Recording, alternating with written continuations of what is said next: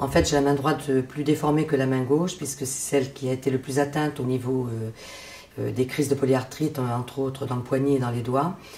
De ce fait, la main a beaucoup maigri et avec la telle, ça me permet de me servir de ma main, éventuellement dans la journée à mon travail. Bien qu'on ait aménagé mon poste de travail au niveau du clavier, surtout pour les mains, je fais de la saisie de mandat et c'est donc très fatigant toute la journée. Et au vu de ma main droite, surtout très handicapée, je ne peux pas assumer ce travail toute la journée. Ni sortir les dossiers, je suis obligée de dépendre de mes collègues.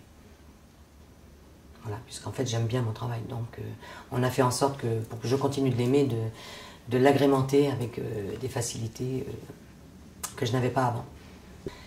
Et actuellement, j'ai une tolérance, on va dire, très large de mon employeur, et pour mes horaires le matin, et effectivement, si j'ai besoin d'une journée ou deux, il me les accorde sans problème. J'ai des absences, des arrêts de travail très fréquents, et on ne peut pas dire que je vive normalement au quotidien.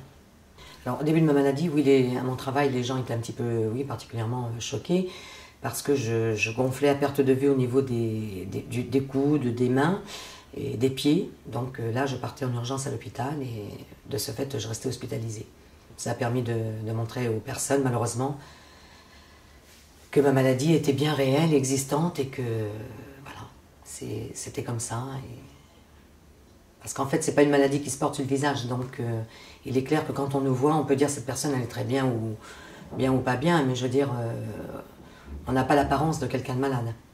Et je suis reconnue à 80% par la Maison du Handicap, mais pour l'instant, je travaille à temps plein, pour des raisons financières. Ben, ça m'amène aussi le bien-être, on va dire, de rencontrer aussi des gens, de continuer mon activité, et de ne pas tomber dans la dépression, surtout, et de garder un moral, avant toute chose. Et d'avoir une activité, parce que si je n'avais pas d'activité, je pense que ma maladie serait beaucoup plus ankylosante qu'actuellement. Non, avec mes collègues, ça s'est bien passé. Même actuellement, j'avoue que j'ai une grande solidarité autour de moi. C'est vrai. Ma maladie, entre guillemets, m'a rendu populaire.